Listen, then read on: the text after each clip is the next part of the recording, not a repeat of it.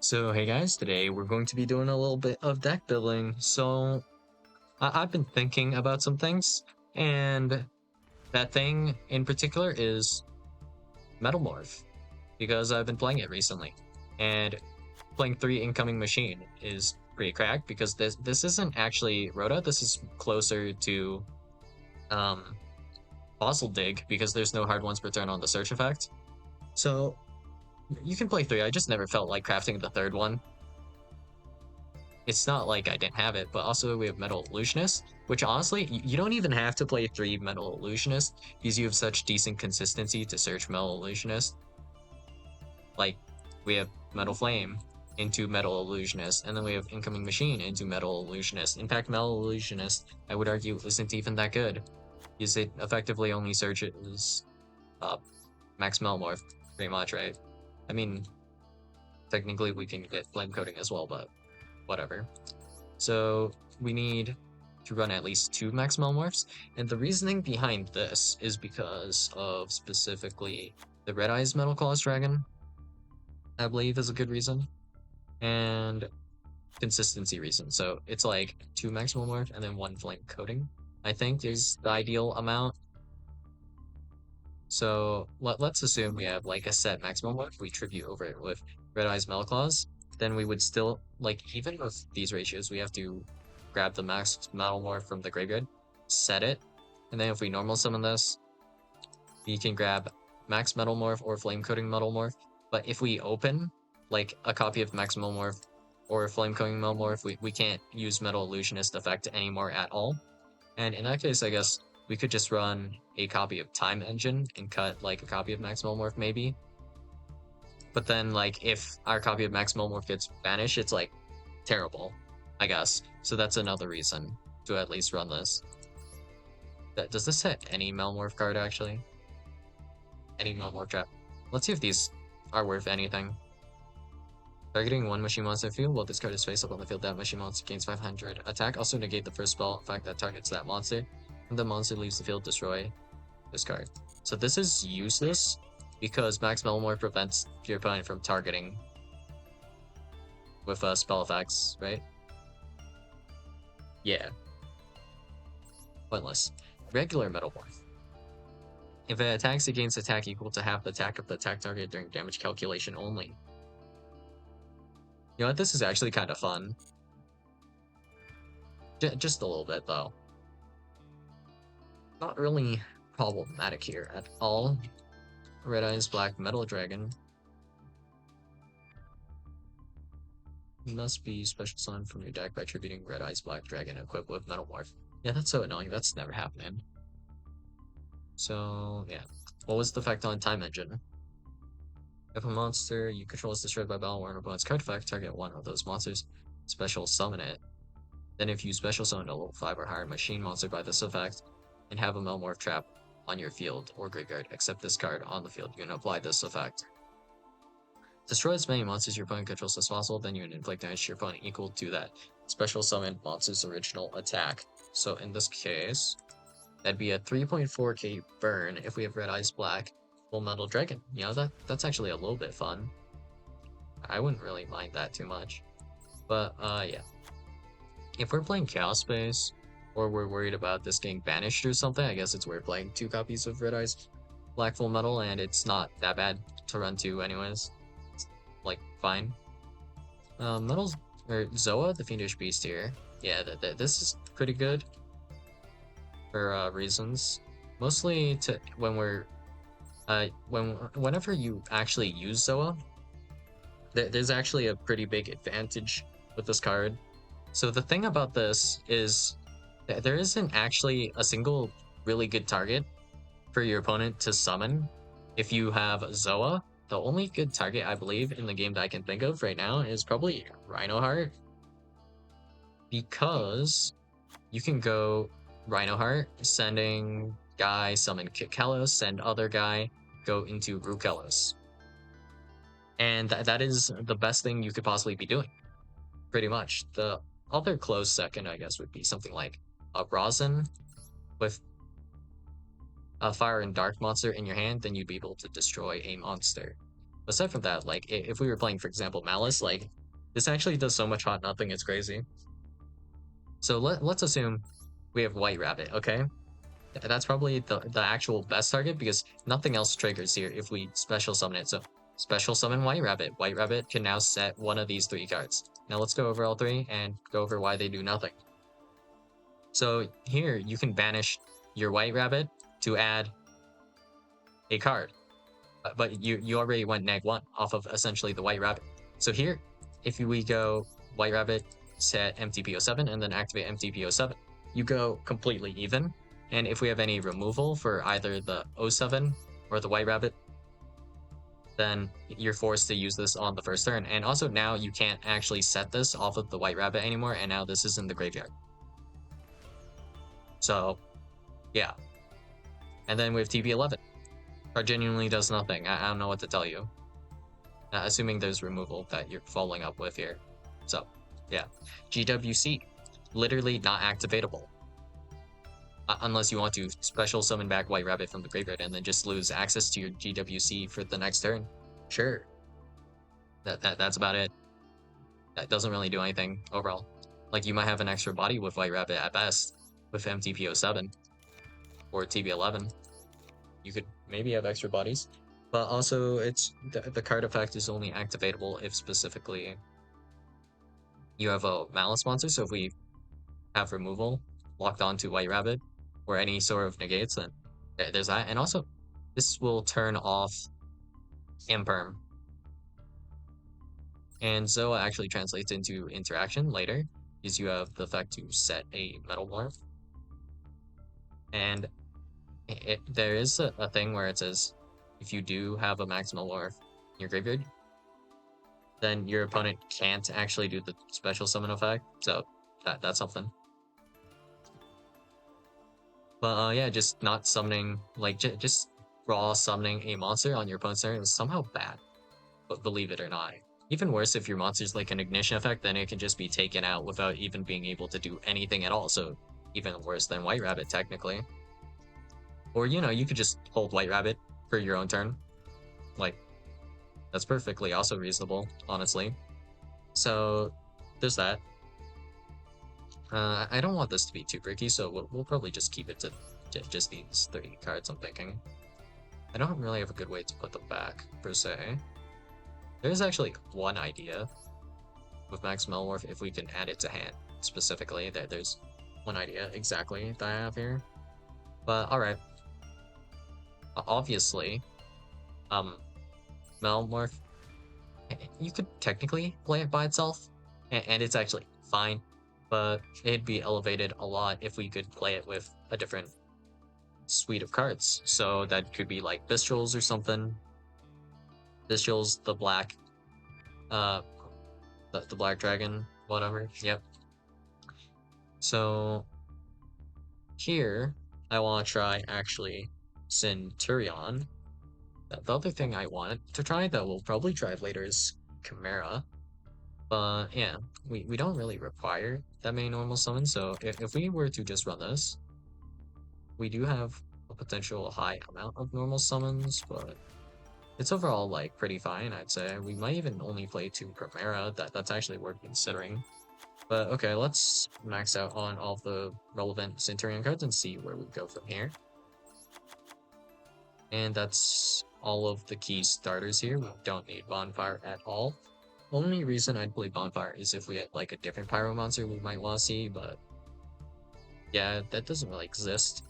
So now we'll just grab a few of the key combo pieces, and Phalanx is just useful in general, even if we're just going to be like discarding it. And here we're still at 29 cards, so even if we just stopped here and then filled out all of our remaining slots with non-engine, we're in surprisingly a pretty good spot.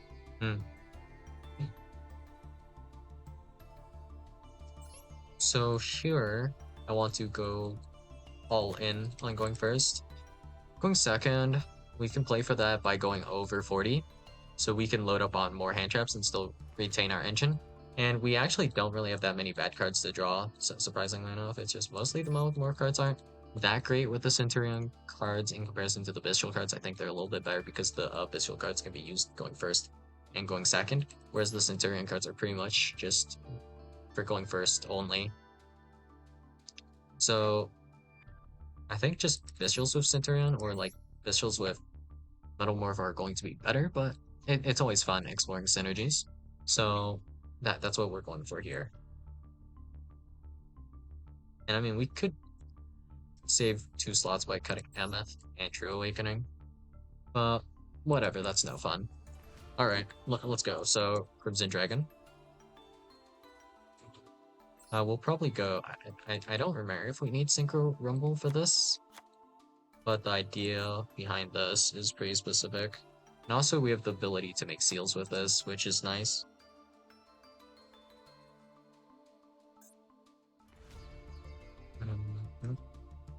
Grab this. So this is actually a dragon, so that's probably the primary synergy I'm thinking of here. So here's the idea. We have Auxilla, then we can go ahead and tribute this for Max Metalmorph. And yep, that's about it. And then that's an Omni. Great. And we still can go Crimson Dragon or Cosmic Blazer. And yeah, that's about all we need to know really here. And we still have a lot of extra deck space to do whatever we want with. So I guess we can do Zeus, Typhon, Bagoosker. Well, this should be fine. And this should play really well into hand trap, surprisingly enough, because of how the deck kind of functions. We're only giving up like 1 or 2 draws to go into the Auxilla, and Auxilla means we should be able to go into Cosmic Blazer if we make the Auxilla. And also should give us 1 other interaction with like either Phalanx or True Awakening. So pretty cracked, basically. But we could still maybe extend a little further. We'll see. If it comes up, I guess. So yeah, let's just round this out. And we should be fine to do like some quick test hands after this. We'll just go with this for now, because it's higher consistency for our engine pieces, so we can check things out faster. So, alright, let's go. Here we have combo. Let's see. Sequence I would start with here is probably, let's go considerations. So I would need to normal summon this, so I don't want to grab Illusionist. So we'll go Melflame Swordsman to grab Red Eyes Metalclaws. Claws sends Max Metalmorph. Or we can send, well, I guess, yeah, Max Metalmorph is the best one because it's able to add back Max Mel, so we can just do that, add it to our hand. If we want to send Phalanx for some reason, we could actually wait for Phalanx and then send Phalanx, add back Max Metalmorph if we want to actually discard this card. So yeah, we could do it that way too. If we want to play around hand traps, it's better to immediately tribute over Max Metal and then pitch. I guess it would be like Imperm here, or even Wake Up. Yeah, I think Wake Up we can pitch here. With this hand specifically, it should be doable. And what's this do? This can send any card, so we'd send Emeth if we wanted here. Okay. So, ideas. Normal Summon True Data, place Primera Special Summon. We probably pretty much always want to grab Stand Up Centurion. We can pitch Maximal More. So this is if we're playing around nothing and we're trying to make the strongest end board we can. We're going to do this. And then we have Primera plus, I guess, here. In this case, we'll put, I guess we can do Atri in the back. And then we'll go Wake Up. Because we have True Data in the back, or we can do this. And then we can make, it'll be Primera Premise. This adds 1 emblem, a card from our deck to our hand. Then we can go place. Well, would we place Atri? We can place Gargoyle here, actually. Yeah, that might be better. Place Gargoyle. Bring out Auxilla. Auxilla grabs Phalanx. Phalanx gets sent by Red Eye's Metalclaw's Dragon. Special summon itself, and then we can add back the Metalmorph. Metalmorph, tributing the Red Eye's Metalclaw's Dragon here for a Red Eyes Black Full Metal Dragon. Phalanx effect hasn't been used, so if we get nipped, we can still bring back Auxilla, and then we're chill. Perfectly fine. And there's also idea of using Atri plus like Red Eyes Metal Claws Dragon actually for like a hieratic seals. If we want to go that route, we can do that. But you know, assuming our opponent has no interruption, continuing on from where we left off, we now will control Black Full Metal Dragon. We have Phalanx in the graveyard. We should also have, I guess we would have added to our hand probably Gargoyle 2, which is fun, I guess. But yeah. So here we have Primus in the graveyard. We're gonna bring Primus back with Phalanx, and we can trigger Atri because we have Oath in the graveyard now. So we can go Atri, draws 1, another Max Metalmorph, sure, whatever. And then we can go ahead and make Crimson Dragon. Crimson Dragon can then add us our copy of Synchro Rumble. And let's see, Synchro Rumble can bring back a guy. So this is a tuner or 1 level 7 or 8 dragon synchro monster in your graveyard. Which means we're not really bringing back anything here, right? Yeah. We could only bring back like an Atri, but do we need Atri for an extra body here? We needed Atri for the synchro summon here, so I don't think we had a way to make seals here after using the Red Eyes Metalclaw's Dragon here with the Max Metalmorph on this turn. If we waited, actually, we would have been able to, though. I think, yeah. If we waited till next turn to tribute the Auxilla, we could make seals. Which I argue is like insanely greedy, but we could have done that then, yeah. And we have the idea of bringing back Atri with the copy of Synchro Rumble, I believe. And, you know, either way, Crimson Dragon targets Auxilla,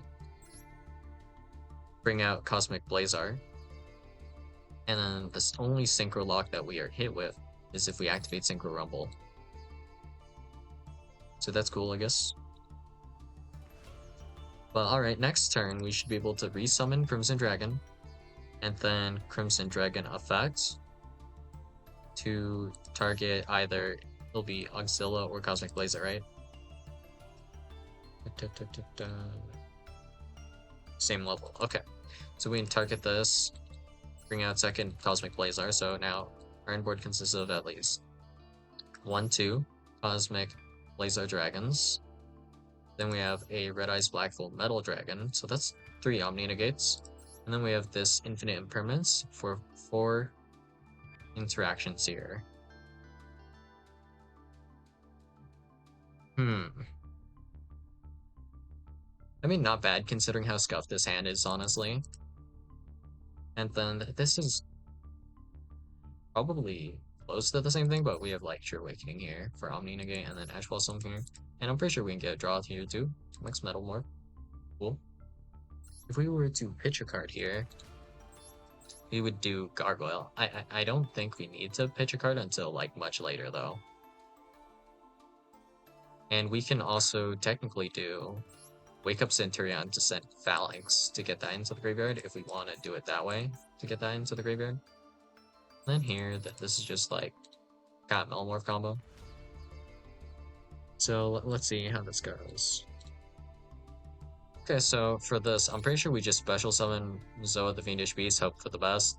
We have an Ash Blossom if we need to Ash something, because this isn't actually a trigger effect, it's an ignition, which is actually kind of useful in that way. I never really thought of it like that, but it works. Zoa special summon sets max metal, and then we have Metal Flame Swordsman to grab Illusionist, normal summon Illusionist. And then setting Flame Coating, and then we can tag out into, if we just want as many interactions as possible, then we have 5 interactions still with Ash Blossom called by.